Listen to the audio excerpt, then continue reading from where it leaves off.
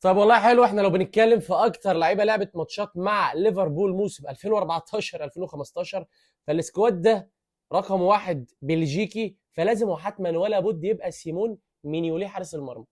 اصل ما فيش غيره يعني، واخد لي بالك انت؟ عندنا اتنين وتلاته انجليز، فده عصر ما شاء الله عليه، في يعني حقبه، حقبه جميله في تاريخ ليفربول. فاحنا ممكن نقول كلاين الباك اليمين مش موجود.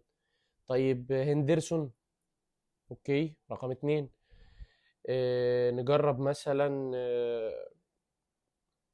خلينا نقول مثلا البرازيلي ده، كوتينيو، ماشي.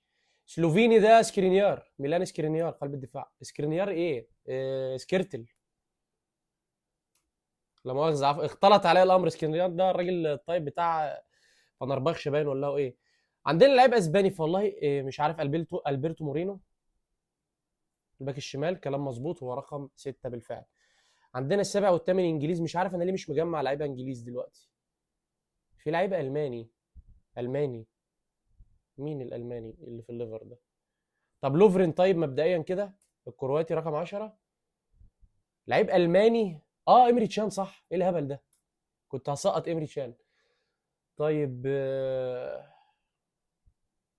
ميلنر. لا ميلنر ايه، ميلنر بعد كده صح. ستوريج. طب ستيرلينج، ماشي ستيرلينج رقم 3. رحيم.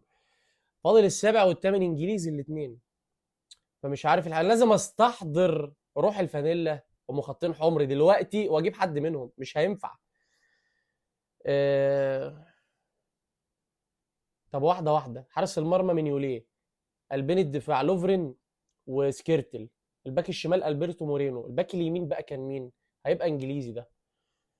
بس احنا قلنا ناثان كلاين مش موجود. طب اجرب كلاين تاني، يمكن انا كتبته غلط. لا مش هو كلاين. امال مين؟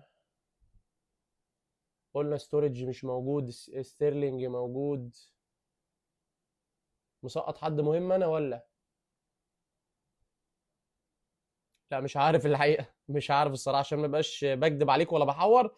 مفيش اسم في بالي. فاتمنى بقى من حضرتك ان شاء الله في الكومنتات تساعدني وتقول لنا مين هم اللعيبه اصحاب المراكز السابع والثامن في الليسته بتاعتنا.